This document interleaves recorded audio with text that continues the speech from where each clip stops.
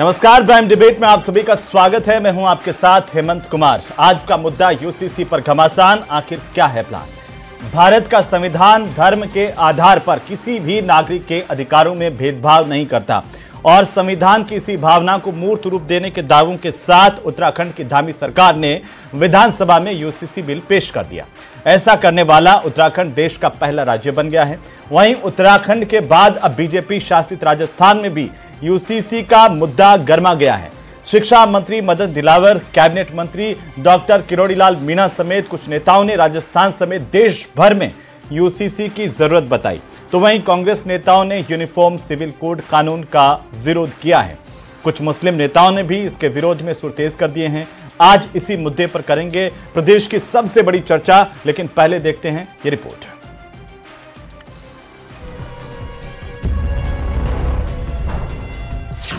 उत्तराखंड में UCC bill पेश, राजस्थान में उठी मांग। ये पूरे देश में लागू होगा और पूरे देश में आवश्यकता है तो राजस्थान में भी आवश्यकता है। बीजेपी नेताओं ने प्रदेश में यूसीसी की बताई जरूरत। उत्तराखंड में जो कॉमन सिविल कोड पर वो लाया जा रहा है वो बहुत आवश्यक है। समय के हिसाब से, देश की परिस्थिति के हिसाब से। कांग्रेस ने कहा अल्पसंख्यक समाज नहीं करेगा सहन।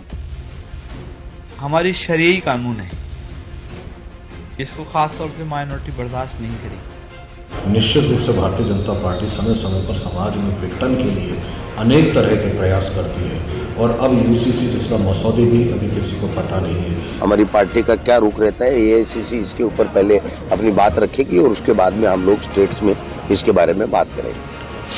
मुस्लिम नेताओं ने जताई असहमति।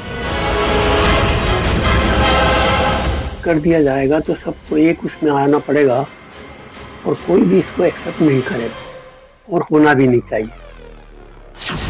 यूसीसी पर घमासान, क्या है प्लान?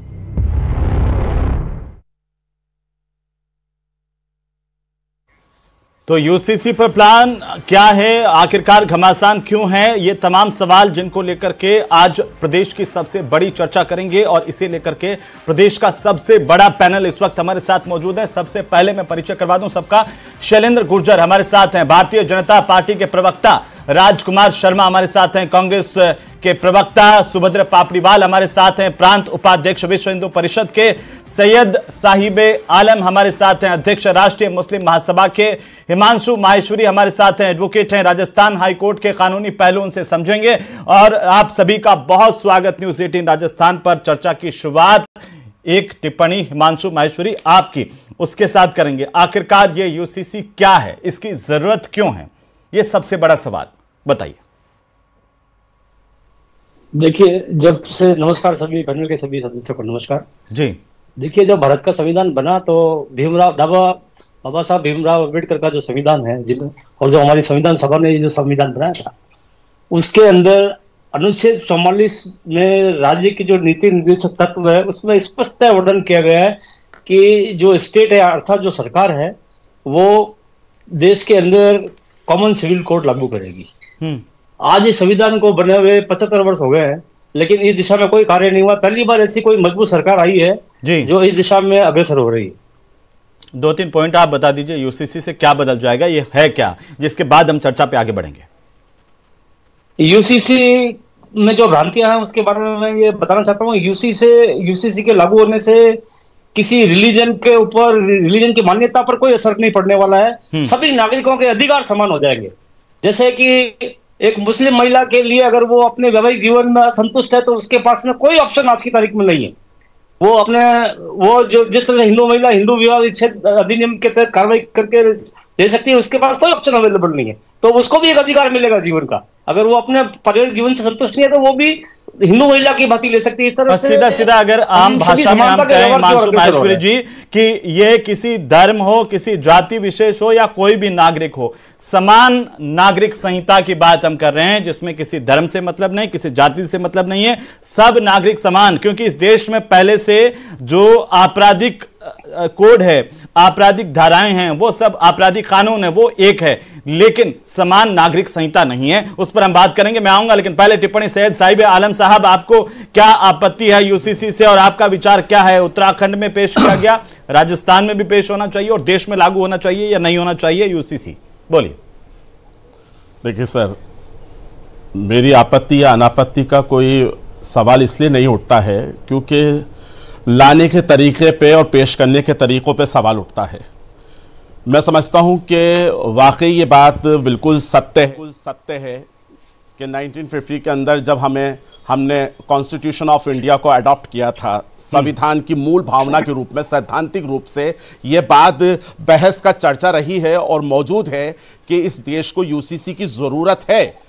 उससे मैं मना नहीं कर रहा हूं, लेकिन मैं ये समझता हूं कि इसको सैद्धांतिक रूप से ही रखा जाए और सैद्धांतिक रूप से ही हम लोग आगे बढ़े, ना कि इसको कोई कम्युनलाइज किया जाए किसी तरीके से कि मुसलमानों को क्या एतराज है, अदर्स को क्या एतराज है और अदर्स को बिल्कुल एतराज नहीं है। तो मैं जरा इस पे थोड़ा मुझे आपत्ति है, एक बात। दूसरी बात ये कहना चाहता हूं मैं, क्या आप लाइए लेकिन इसको कम्युनलाइज मत कीजिए ना, आप इस तरीके से बात कीजिए। अब जैसे कि पिछली बार जब यूसीसी पर डिबेट में था, तब प्राइम मिनिस्टर मोदी कहते थे कि हम पसमानदा मुसलमानों के हक की बात करते हैं। अरे आप पसमानदा मुसलमान यानी कि सिर्फ मुस्लिम की बात कह करके अदर्स को आप ये मत बनाइए कि हम आशिकार हैं। हम किसी तरह से आशिकार नहीं है।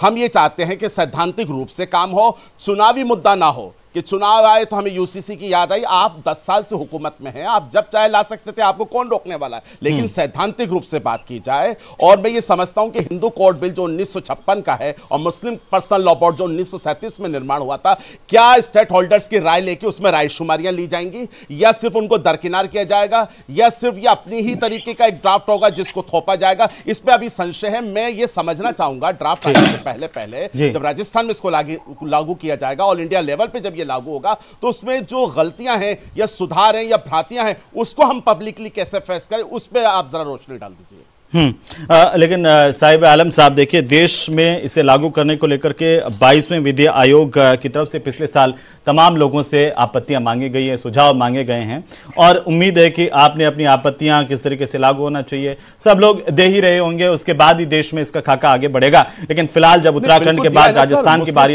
लॉ बोर्ड ने, लॉ कमीशन ने जब मांगी थी, जो सुझाव मांगे थे, मुस्लिम पर्सनल लॉ बोर्ड ने तैयार करके दिया है।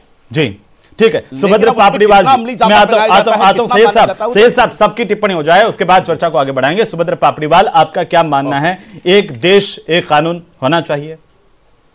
जी बिल्कुल होना चाहिए। बहुत अत्यधिक विलंब हो चुका है जी। संविधान के निर्माण के समय धारा 44 के तहत यह दिशा निर्देश राज्यों को कॉन्करेंट लिस्ट के द्वारा दिए गए थे कि प्रत्येक राज्य सुविधानुसार उचित समय पर इसका अनुपालना करे और देश में यूनिफॉर्म सिविल कोड लागू करे। लेकिन 75 साल के इंतजार तक अभी तक नहीं हुआ है। अभी जैसा आपने कहा टिप्पणी करता महोदय ने कि अब एक मजबूत सरकार, ठीक है, मजबूत सरकार से फर्क नहीं पड़ता है, आपके मजबूत इरादे होने चाहिए, इरादे मजबूत हैं। जब सुप्रीम कोर्ट दर्जनों बार ये कह चुका है कि धारा 44 एक डेड लेटर की तरह पड़ा हुआ है, इसको एड्रेस तो करिए। सुप्रीम कोर्ट बार बार कह रहा है कि ये कानून बनाइए। बहुत ज्यादा कॉन्फ्लिक्ट है देश में, बहुत ज्यादा विभाजन है इस कानून के अभाव में। इस कारण से देश में यूनिफॉर्म सिविल कोड क्या कारण है समझ में नहीं आता। सुबह से सुन रहा हूं मैं, कुछ संप्रदायों को, कुछ जातियों को, कुछ इसमें क्या विभेद नजर आ रहा है। This is for everyone, this is for Hindus also. ऐसा नहीं है कि केवल किसी एक जाति पर लागू हो रहा है, सब पर ही लागू हो रहा है ना। और जब बात यूनिफॉर्म सिविल कोड की संविधान के तहत हो रही है, तो भारत जो है सिर्फ लोकतंत्र नहीं है। ये बात क्यों नहीं समझते कि भारत सिर्फ एक लोकतंत्र नहीं है, भारत एक गणतंत्र है। गणतंत्र से तात्पर्य है कि एक ऐसा देश जो लिखित संविधान के अनुसार चलता है। ये सिर्फ पापड़ीवाल जी, आप कह रहे हैं कि एक देश है तो एक कानून भी होना चाहिए। भले ही हम आपराधिक संहिता एक पालन कर रहे हैं पूरे देश में, लेकिन अगर नागरिक संहिता भी एक हो जाएगी तो और ज्यादा बेहतर होगा और ये होना ही चाहिए। आप इसके पक्ष में। राजकुमार शर्मा जी, आपका क्या मानना है? कांग्रेस पार्टी के प्रवक्ता के तौर पर आपकी सोच क्या है, आपकी पार्टी की सोच क्या है यूसीसी पर? हिमांशु जी, कांग्रेस पार्टी का कहना यह है कि यूसीसी क्या है, पहले हिंदुस्तान के तमाम लोगों को समझाया जाए कि यूसीसी है क्या, इससे क्या फायदे होंगे, इससे क्या नुकसान होंगे। हिंदुस्तान में 140 करोड़ लोग रहते हैं।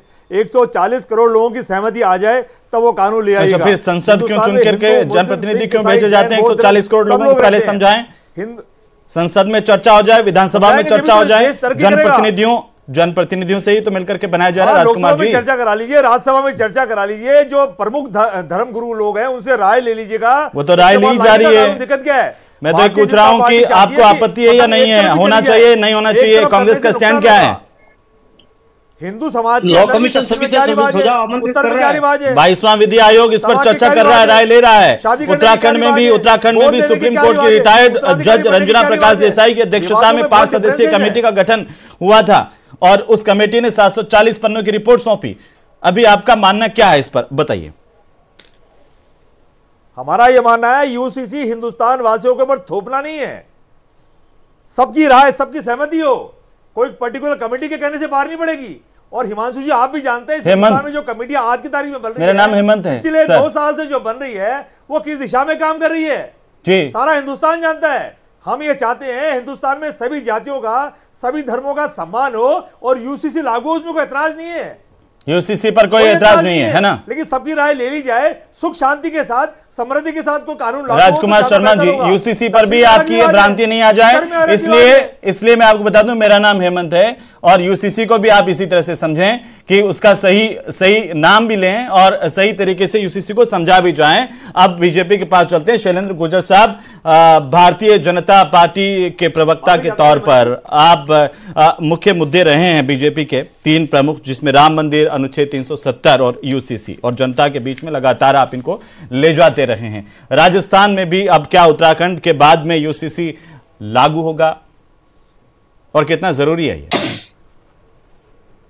हेमंत जी, सबसे पहले तो मैं बधाई देना चाहता हूं उत्तराखंड के मुख्यमंत्री पुष्कर सिंह धामी जी को, जिन्होंने भारत के आजाद हुए 75 साल बाद जो यूसीसी संविधान द्वारा प्रदत्त अधिकार था उसका एक ड्राफ्ट उन्होंने सदन में रखा, जिस पर चर्चा जारी है।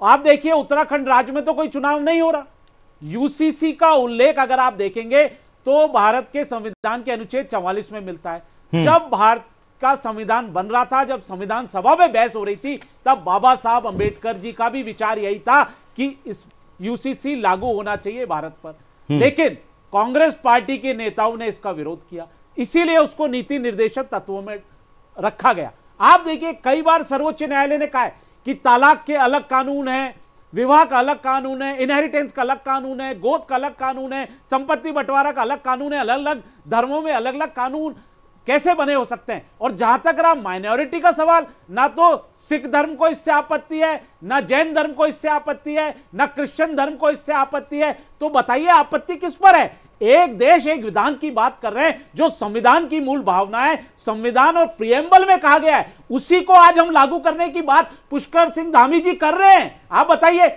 आपने भी बताया कि 22वां विधि आयोग जो है उसने आपत्तियां मांगी गई है, वो भी 2 साल से उस पर आपत्तियां मांगकर उसका अनुसंधान चल रहा है, उस पर कार्रवाइयां चल रही हैं। तो यही बात समझाने की कोशिश की जा रही है कि किसी के भी धर्म पर इसका कांग्रेस कोई प्रभाव पहले नहीं आएगा। 140 करोड़ लोगों को समझाओ कि क्या कानून लाने वाले हैं और उनको समझ में आ जाए तो सब 140 करोड़ लोगों की राय ले लो और उसके बाद इस पर आगे बढ़ो। हेमंत जी आप बताइए, संसद में 140 करोड़ लोगों के जनप्रतिनिधि बैठते हैं वहां पर, और कांग्रेस को पार्टी को पता होना चाहिए कि 75 साल जो आपने तुष्टीकरण की नीति की है और उनका भी भला नहीं किया उस कौमों का, तो आप बताइए इनसे क्या अपेक्षा कर सकते हैं। और जो कानून आ रहा है वो पूरा चर्चा के बाद आ रहा है, अभी तो चर्चाएं चल रही हैं। ड्राफ्ट उत्तराखंड में सदन में पेश किया गया है जिसपे चर्चाएं चल रही हैं, और किस तरह से मैं आपको बताऊं, किसी भी धर्म के रीति रिवाज और उनकी पद्धति पे कोई फर्क नहीं आएगा। हर धर्म को अपनी पद्धति मानने का अधिकार है, वो उसमें पूरी तरह से लागू रहेगी। अगर उनके कोई रीति रिवाज हैं वो पूरी तरह से लागू रहेंगे। जिस तरह से आपराधिक कानून पूरे भारत में एक है, उसी तरह से सिविल कानून किस तरह से एक हो, क्योंकि माननीय सर्वोच्च न्यायालय ने कई बार टिप्पणियां की है कि ये अलग अलग कानून जो है विवाह के, तलाक के, इनहेरिटेंस के या गोद के या सेपरेट सक्सेशन के, उनमें उनको देखें, वो उन्होंने कई बार ऑब्जर्वेशंस दिए हैं। उसी की एक कवायद आप देखिए उत्तराखंड राज्य में की गई है। 1961 में गोवा राज्य में यूसीसी लागू है, क्या वहां क्रिश्चियन जो कम्युनिटी है ईसाई धर्म को मानने वाले हैं, क्या उसका विरोध कर रहे हैं? वहां लागू है। मैं तो पूछना चाहता हूं हमारे भारत के मुसलमान भाइयों से, क्या आपको Saudi Arabia, Turkey, Egypt, Pakistan, क्या इनमें एक समान कानून अमेरिका में लागू है सर? यूसीसी अमेरिका में लागू है, लेकिन दुनिया भर के लोग अमेरिका में ग्रीन कार्ड लेने के लिए मरते हैं और कोई नहीं कहता वहां जाकर के कि कानून का विरोध करेंगे। सब ये कहते हैं जाकर के कि कोई नहीं आपके कानून का पालन करेंगे। ये सिर्फ भारत में आकर के सब अपनी अपनी राग, अपनी अपनी डफली लेकर के बजाने लगते हैं। राजकुमार शर्मा जी, बीजेपी कह रही है कि आपने नागरिकों की समान संहिता को आज तक वोट का साधन बनाए रखा, उनको देने नहीं दिया। मैं आ रहा हूं राजकुमार शर्मा जी, जवाब दीजिए उस पर। आप पर आरोप है 70 साल तक आपने इस देश को गुमराह किया और लोगों को जो समान नागरिक संहिता मिलनी चाहिए थी उससे उनको दूर रखा, और क्यों नहीं मिलनी चाहिए? आज आप कह रहे हैं कि हम इसके पक्षधर हैं, लेकिन अब तक क्यों नहीं लाया गया? यह सवाल विश्व हिंदू परिषद की तरफ से पापड़ीवाल जी भी पूछ रहे हैं। बोलिए। हेमंत जी, भारतीय जनता पार्टी का काम तो पानी पी पी कर कांग्रेस पार्टी को कोसना रह गया है। पानी पियो और कांग्रेस पार्टी को कोसो। पानी पियो, राहुल गांधी क्या कर रहे हैं उनको देखो। भारतीय जनता पार्टी का यह काम नहीं है। पूरे देश को संभालो, पूरे देश के सब राज्यों को संभालो। एक ही राज्यों की तरफ मत देखो, एक ही राज्यों के साथ साथ एक ही टाइप के मित्रों की तरफ मत देखो। ये एक ही तरफ के मित्रों की तरफ देखते हैं, एक ही तरफ की जातियों की तरफ देखते हैं। कांग्रेस पार्टी चाहती है कि इस हिंदुस्तान के अंदर सभी जातियां, सभी धर्म रहते हैं, सब प्यार मोहब्बत से रहे, सभी पॉलिटिकल पार्टियां भी प्यार मोहब्बत से रहे। वाजपेयी साहब का जमाना याद करिए, इंदिरा गांधी जी का जमाना याद करिए, लेकिन ये 9 साल से जो सरकार चल रही है वो चाहती है सिर्फ मेरी चले, केवल मैं ही फोटो खींचूं। फिर कांग्रेस पार्टी के नेता ये क्यों कह रहे हैं कि अल्पसंख्यकों के खिलाफ है? क्यों गुमराह कर रहे हैं आप? कि मैं ही बॉलिंग करूंगा। राजकुमार शर्मा जी, जब आप यूसीसी के पक्ष में हैं, कांग्रेस पार्टी यूसीसी के पक्ष में, तो वो कह रहे हैं कि आज तक आपने क्यों नहीं लाने की कोशिश की? 140 करोड़ देशवासियों का मान सम्मान कायम रहना चाहिए इस देश में। किसी का मान सम्मान कैसे खत्म होता है? यूसीसी से जरा समझाइए मुझे बताइए, किसका मान सम्मान कैसे खत्म होता है? क्या है यूसीसी? हेमंत जी, हमारी एआईसीसी आजकल में इसके ऊपर एक प्रेस कॉन्फ्रेंस करेगी, ऑथेंटिक बयान आ जाएगा, उसके बाद हम लोग भी आपको ऑथेंटिक जवाब देने में सक्षम रहेंगे। तो आप अभी तक ऑथेंटिक जवाब नहीं लेकर के आए हैं। ये मान लिया जाए राजकुमार शर्मा जी अदर जोर में है कि आपकी पार्टी इसके पक्ष में, आपकी पार्टी हाँ कहे या ना कहे, क्योंकि पहले आप वोट बैंक का आकलन करेंगे, कैसे लोगों से बात करेंगे आप, है ना? ये मान लिया जाए फिर राजकुमार जी। हेमंत जी, कोई ठगासा महसूस नहीं करे, ये कानून थोपा हुआ नहीं। ठगासा थोपा हुआ कानून क्या होता है? कानून होता है देश की संसद और विधानसभाएं पास करते हुए थोपा हुआ कानून होता है। आपने इतने कानून बनाए, बार बार आप एक बात का जिक्र कर रहे हैं। मैं कह रहा हूं या तो आप समझाइए कि यूसीसी किसी के खिलाफ है, या आप कहिए कि इस देश के हक में है। बीच में अदरजुल की बात क्यों कर रहे हैं? संसद कोई कानून बनाती है या विधानसभाएं को कानून बनाती है, तो आपने भी बहुत सारे कानून बनाए थे, थोपे हुए थे। क्या कुछ कहना चाह रहे हैं आप? आपने उत्तराखंड में लागू कर रहे हैं ना, उत्तराखंड में करो। इन्होंने कभी भी 100 करोड़ लोगों की रिकमेंडेशन नहीं ली, कभी भी कानून लॉन्च कर दे। संसद का ही कार्य है, विधायिका का कार्य है। पूरे देशवासियों का सम्मान हो। 140 करोड़ हिंदुस्तान के हैं सारे के सारे। तो क्या इसमें, मैं तो यही सवाल पूछ रहा हूं ना राजकुमार जी, मैं यही सवाल पूछ रहा हूं आपसे। आप बार बार 140 करोड़ की बात करें, क्या इसमें 140 करोड़ का सम्मान नहीं हो रहा? और नहीं हो रहा तो विपक्ष के तौर पर बताइए कि ऐसे नहीं हो रहा है, इसमें ये सुधार की जरूरत है। बोलिए तो सही सर। आप तो कह रहे हैं दिल्ली से हमारे लिए फतवा जारी होगा, पर्ची जारी होगी, एआईसीसी से तय करेगी, उसके बाद हम बताएंगे कि इसके पक्ष में रहना है या विपक्ष में रहना है। हेमंत जी, पर्ची तो दिल्ली से राजस्थान में आती है आजकल भारतीय जनता पार्टी के पास। आप भी तो वही कह रहे हैं, कोई पर्ची नहीं, आप भी तो यही कह रहे हैं, आपके प्रदेशाध्यक्ष भी तो वही कह रहे हैं कि पहले एआईसीसी टिप्पणी करेगी, उसके बाद पीसीसी टिप्पणी करेगी। हेमंत जी, हमारी जो डिबेट है ये चलिए ठीक है, मैं आ रहा हूँ। शैलेंद्र गुर्जर साहब, सबकी भावनाओं के पक्ष में होना चाहिए। कांग्रेस ये कह रही है वो खिलाफ नहीं है। हेमंत जी, आप देखिए, जो सामान्य नागरिक संहिता है ये महिलाओं और बच्चों को अधिकार देने का मामला है। आप बताइए, सामाजिक अरे भाई, महिलाओं बच्चों को अधिकार देने का मामला है शैलेंद्र गुर्जर साहब को कांग्रेस ने उत्तराखंड में पूछा है। कांग्रेस ने उत्तराखंड में पूछा है, फिर जनजातीय महिलाओं को इससे अलग क्यों कर दिया गया? बिल्कुल, आप देखिए, आपत्ति आएगी तो उस पर विचार किया जाएगा, और अभी तो चर्चा हो रही है ड्राफ्ट पर। तो मैं आपको यही बताना चाहता हूं, ये देश की मांग है कि समान नागरिक संहिता लागू होनी चाहिए। जो विसंगतियां है कानून में वो दूर होनी चाहिए। इसीलिए कहा गया है, जिस तरह से आपराधिक कानून है जिसमें सजा बिना धर्म, बिना जाति, बिना वर्ग को देखे भेदभाव के दी जाती है उसी तरह सिविल कानून एक जैसा हो, यही मंशा और यही हमारे संविधान निर्माताओं। मैं आ रहा हूं हिमांशु जी, लेकिन संविधान सभा में हुआ था, लेकिन जवाहरलाल नेहरू जी ने इस पर आपत्ति दर्ज की। और आप बताइए, जब मुस्लिम कंट्रीज में ये लागू है, मैं सवाल पूछ रहा हूं, मैं सवाल पूछ रहा हूं साहिब आलम से पहले। साहिब आलम साहब, मैं आप ही के पास आ रहा हूं कि जब वो कह रहे हैं कि जब दुनिया के विकसित देशों में भी, ना केवल मुस्लिम कंट्रीज में बल्कि अमेरिका जैसे देशों में भी लागू है, तो फिर मुस्लिम समुदाय को, कुछ लोगों को इससे आपत्ति क्या है? या फिर मुस्लिम समुदाय को आपत्ति नहीं है, सिर्फ कुछ लोगों को आपत्ति है जिनको 3-4 बीवियां रखने का शौक है, या फिर जो जमीन का बंटवारा जो है वो शरीयत के हिसाब से चाहते हैं, अपने हिसाब से चाहते हैं, देश के कानून के हिसाब से नहीं चाहते हैं? बताइए आलम साहब। ऐसा कुछ नहीं है। इन्हीं तमाम भ्रांतियों को, गलतियों को सुधारने के लिए ही कहा गया था कि तमाम स्टेक होल्डर्स की राय ली जाए, और मुस्लिम पर्सनल लॉ बोर्ड ने जब लॉ कमीशन को प्रस्ताव भेजे, कुछ सुझाव भेजे, तो इसी नियत से भेजे थे कि इसमें रिफॉर्म की जरूरत है। वाकई गलतियां हर समाज, हर समुदाय और हर धर्म और मिल्लत में नहीं है, लेकिन उसको सुधारने की जरूरत है। लेकिन मैं ये कहता हूं कि ये 4 बीवी 2 बीवी का चक्कर नहीं है। अगर 2 बीवियों की शादी की अगर इजाजत अगर गोवा में मिल वहां तो ये कानून है ना साहब कि एक पत्नी से अगर बेटा नहीं होता तो क्या है, यही तो समझ में नहीं आ रहा है। मैं तो उसके खिलाफ हूं, मैं तो बात नहीं करना चाह रहा, लेकिन मैं ये कहता हूं कि महिलाओं को नाम करती है, अगर विवाह पंजीकरण को जरूरी करती है, आलम साहब पति पत्नी दोनों को तलाक की प्रक्रिया की समुचित और एक रूपता की संज्ञा देती है, पहुंच की संज्ञा देती है, नौकरी पेशा बेटे की मौत पर बुजुर्ग माता पिता के भरण पोषण की जिम्मेदारी पत्नी के नाम करती है, उनको मुआवजे की बात करती है, तो दिक्कत क्या है सर? बताइए। 14 और 15 मेरे क्या राइट्स है मुझे पता है सर, और उनके क्या राइट्स है मुझे पता है। और हिंदू वन डिवाइडेड फैमिली को जो रिबेट्स दिए जाते हैं, मैं उसकी भी मुखालफत नहीं कर रहा हूं। समान कानून नागरिक संहिता आने से वो सब इक्वल हो जाएगा, लेकिन मैं कहता हूं कि न्याय प्रक्रिया तेज होनी चाहिए। बिल्किस को भी इंसाफ मिले, जकिया को भी मिले, तो गौरी लंकेश को भी मिले, तो रोहित वेमुला को मिले, तो अंजलि को मिले, तो पालगढ़ के साधु को भी मिले। बिल्कुल मिलना चाहिए, नहीं तो वो कांग्रेस से पूछिए, कांग्रेस को पूछिए, कांग्रेस से पूछिए आप लोग, कांग्रेस से पूछिए आप लोग, सबको इंसाफ मिलना चाहिए। कानून को चेंज कर दिया, बिल्कुल नहीं होना चाहिए, ऊपर हो गई। नहीं, भारत देश जो है वो संविधान से चलेगा। अरे तो सर लाइए ना, कौन मना कर रहा है? सैद्धांतिक रूप से उसको स्वीकार करने के लिए सब लोग तैयार हैं। नहीं कर सकते, मैं सबको इंसाफ संविधान से इंसाफ मिल जाता, अरे तो दीजिए ना, सुधर जाती। किस तरह भारतीय जनता पार्टी तो जो गलती कांग्रेस ने की है वो गलती आप मत कीजिए। तलाक को असंवैधानिक घोषित करते हुए जो गलती कांग्रेस ने की आप मत कीजिए, मत कीजिए, आप वो गलती। ठीक है, ठीक है, आलम साहब एक मिनट आलम साहब एक मिनट पापड़ीवाल जी छोटी सी टिप्पणी की। आलम साहब कह रहे हैं कि उनको ऐतराज नहीं है, मुस्लिम समाज को, समुदाय को ऐतराज नहीं है कि ये कानून आ रहा है, ये यूसीसी लागू कर रहे हैं, सिर्फ कुछ लोग भ्रांति फैला रहे हैं, वो अलग बात है, लेकिन वो चाहते हैं कि न्याय सबके लिए सुलभ हो। पापड़ीवाल जी छोटी सी टिप्पणी।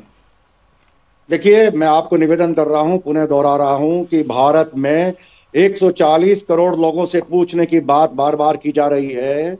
भारत में अगर कभी कुछ थोपा गया है तो वो पर्सनल लॉ थोपा गया है, तब किसी से नहीं पूछा गया। जब भारत में वक्फ एक्ट लगाया गया तब कौन से 140 करोड़ लोगों से पूछा गया था? वो भी थोपा गया है। ठीक है, यहाँ थोपा नहीं गया, यहाँ जेस्चर ऑफ गुडविल का पूरा प्रदर्शन किया जा रहा है। यहाँ सबसे राय ली जा रही है, लॉ कमीशन अपना काम कर रहा है, सबसे राय ली जा रही है, जबकि संविधान के आर्टिकल 44 के तहत राय लेना भी आवश्यक नहीं था, लेकिन फिर भी राय ली जा रही है। ठीक है, वो मैं उस पर आ रहा हूं। आलम साहब आप कुछ कहना चाह रहे हैं, जल्दी से पूरा कीजिए। हिमांशु जी इंतजार कर रहे हैं, उनके पास जाऊंगा। मैं ये कहना चाह रहा हूं, पापड़ीवाल जी जो कह रहे हैं कि भारत में थोपा गया, 1937 में मुस्लिम पर्सनल लॉ बोर्ड को जब तैयार किया गया तो भारत में नहीं थोपा गया था, वो सिर्फ मुसलमानों के लिए एक महदूद कानून था, जैसे हिंदू कोड बिल था। ये मत कहिए भारत में थोपा गया। अब तो शरीयत छोड़िए, अब तो कानून की बात करते हैं। आप भी कह रहे हैं संविधान से चलेगा, संविधान में कानून बन जाए, सबको कोई दिक्कत ही नहीं है, किसी को लड़ाई झगड़ा छोड़िए। मैं कह रहा हूं उस पर आइए कि कानून बने। हिमांशु माहेश्वरी एडवोकेट है, आप संविधान के अनुच्छेद में उसी की बात कर रहा हूं जिस पर आप बार बार जा रहे हैं। संविधान के आर्टिकल 44 की बात होती है कि इसमें यह कहा गया कि सभी जो नागरिकों के लिए राज्य जो है वो एक समान नागरिक संहिता की सुव्यवस्थित उसको करने के लिए सुनिश्चित करने का प्रयास करे, ये राज्य का अधिकार। और साथ ही साथ इसके उलट अगर कोई आर्टिकल आता है तो वो आता है आर्टिकल 25, जिसमें धार्मिक स्वतंत्रता की बात की जा रही है। कुछ लोग कह रहे हैं कि इससे क्या है, लोगों की धार्मिक स्वतंत्रता पर असर पड़ जाएगा। बोलिए। ये तो भ्रांति फैलाई जा रही है, ऐसी कोई बात नहीं है। हम अपने बच्चों और महिलाओं को समान अधिकार दे रहे हैं, उसमें कौन से धर्म का उसमें गलती हो रही है? ऐसा कुछ भी नहीं है जी। तो चुनौतियां क्या है, ये क्यों इस पर बार बार ये सवाल उठता है कि भाई धार्मिक स्वतंत्रता को लेकर के, या फिर कांग्रेस कह रही है कि सिर्फ ध्रुवीकरण करने के लिए इस तरह के कानून लाए जा रहे हैं? ऐसी बात वही लोग करें जिन्होंने इसका ड्राफ्ट नहीं पढ़ा है। अगर कोई ड्राफ्ट पढ़ ले तो सारी भ्रांतियां दूर हो जाएगी। तो आप बताइए ना, भ्रांतियों को दूर कीजिए ना कि इस ड्राफ्ट के आने से क्या बदलेगा, क्या होगा? ये आखिरी टिप्पणी है आपकी। इस ड्राफ्ट के आने से महिलाओं के, बच्चों के, हमारे विवाह के, तलाक के और सारे कानून समान होंगे, प्रॉपर्टी डिस्ट्रीब्यूशन के होंगे, सक्सेशन के कानून समान होंगे, उत्तराधिकार सबका समान होगा। तो मुझे लगता है इसमें कोई दिक्कत, हर नागरिक के समान अधिकार होंगे जी। इसमें धर्म का क्या लेना देना है इसका? जी आलम साहब, उनको समझाइए जो धर्म के नाम पर इस तरह की भ्रांतियां फैलाते हैं, चाहे वो कोई राजनीतिक दल हो। कुछ कहना चाह रहे हैं आप राजकुमार जी, अंतिम टिप्पणी? सर वाकई मैं बार बार इस बात के ऊपर कहना चाहूंगा कि वाकई जो गलतियां हैं उन्हें सुधारने की जरूरत है, रिफॉर्म की जरूरत है। तो वही तो हो रहा है सर, वही तो हो रहा है। लेकिन कुछ लोग ये कह रहे हैं कि ये तो मुस्लिमों के खिलाफ है, कुछ लोग कह रहे हैं कि हम तो शरीयत को मानेंगे। ऐसे लोगों को समझने की जरूरत है कि आज मुसलमान कहां खड़ा हुआ है, आज क्यों एजुकेशन की स्थिति ये हालत खराब है, क्यों? और उत्तराखंड में जहां पर पेश किया गया वहां पर तो सरकार, वहां पर तो बीजेपी ने चुनाव से पहले अपने घोषणा पत्र में कह दिया था हम यूसीसी लागू करेंगे। 14% मुसलमान हैं उत्तराखंड में, हरवा देते। अगर कोई इसके खिलाफ है तो देश की आवाम की बार बार कांग्रेस बात करती है, लेकिन आवाम इसके खिलाफ नहीं है। यह भी हम सबको सोचना चाहिए। फिलहाल बहुत शुक्रिया इस चर्चा में शामिल होने के लिए आप सभी का, क्योंकि यूसीसी को लेकर के बयानबाजी है, कई तरह की संभावनाएं, आशंका हैं, लेकिन समय के साथ साथ यह भी दूर होगी। उम्मीद कीजिए एक देश, समान देश और समान नागरिक संहिता की जरूरत हमेशा से थी और आज भी है। नमस्कार।